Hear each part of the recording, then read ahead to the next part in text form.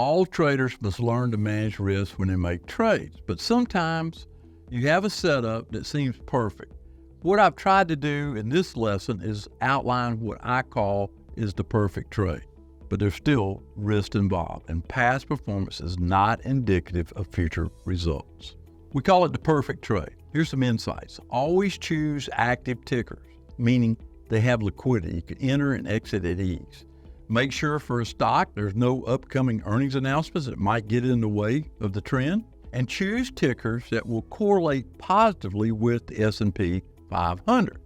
You want to see positive news flow, and by that I mean news articles that are very encouraging to that particular ticker. And you also want to know inside that sector, how does this particular ticker rate? Is it in the top 1, top 2, top 3 of that sector? That's what I like to use, and you'll find out it comes naturally to you when you follow different sectors. Now, the perfect trade. Here's some key metrics. Current price that you're looking at for the perfect trade should be above the yearly open, above the monthly open. In the month, it should be above the 3-day high. It should be above that week's open, and it also ought to be above Monday's high and low. So we're really talking about Tuesday and later. Now, for a short trade, you want the exact opposite. But those are insights that you're applying to the ticker that you've chosen. Think about this.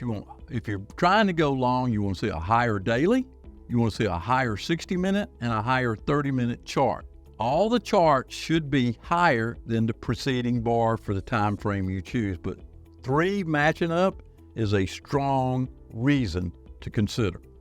And for a short trade, it's obviously the opposite. Now, realistic target. I use ATRs, average true range of a particular ticker, to set my targets. In other words, I enter here, add that average true range to it. Somewhere around there is going to be my realistic target. ATR numbers can be found on the Roadmap Compass charts or on a trading platform that you use, and many websites such as barchart.com keep up with it. Now, establish an all bets off number.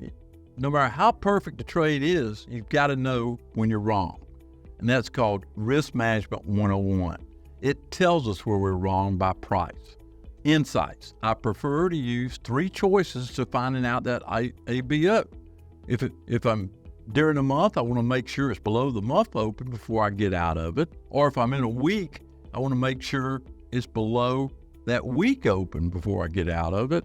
But if I can't find a good number, I always use and default to the 5-day low if I'm long, if I can't find a better number to use. So these are 3 choices that you can compare to when you're trying to decide the perfect trade. Now, entry techniques. This is the best thing I found is you take a dollar amount, invest that as a probe, invest the other 50% when you're making money. Now, that is my preferred method of establishing a full position. In other words, you put the position on, you watch it trade. Maybe you wait an hour, maybe you wait 2 hours, depending on your time frame you chose. But you want to see positive reinforcement that your judgment was correct before you put the second half on. Now, exiting. You always should have a profit goal, especially if you're trading options. I always tell people on options, exit after 72 hours if you're losing money, or you better have a real good reason to stay.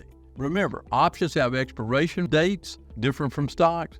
Try not to overstay your welcome. I think the 72-hour check is a good thing to say, hey, this option is not working out.